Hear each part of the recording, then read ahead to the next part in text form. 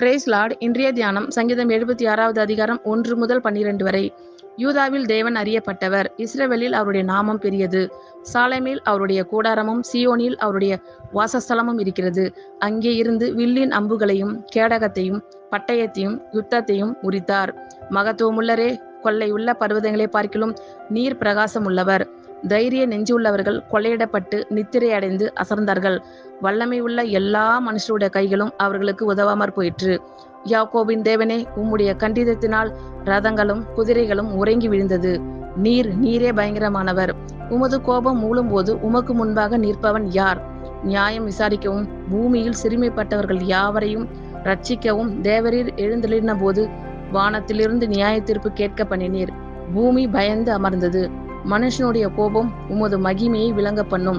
மிஞ்சும் கோபத்தை நீர் அடக்குவீர். பொருத்தனை பண்ணி அதை உங்கள் தேவனாகிய கர்த்தருக்கு நிறைவேற்றுங்கள். அவரை சூழ்ந்திருக்கிற அனைவரும் பயங்கரமானவருக்கு காணிக்கைகளை கொண்டு வர கடவர்கள். பிரபுக்களின் ஆவியை அடக்குவார். பூமியின் ராஜாக்களுக்கு அவர் பயங்கரமானவர். ஆமேன். கர்த்தர் உங்கள் அனைவரையும் ஆசீர்வதிப்பாராக. God bless you all.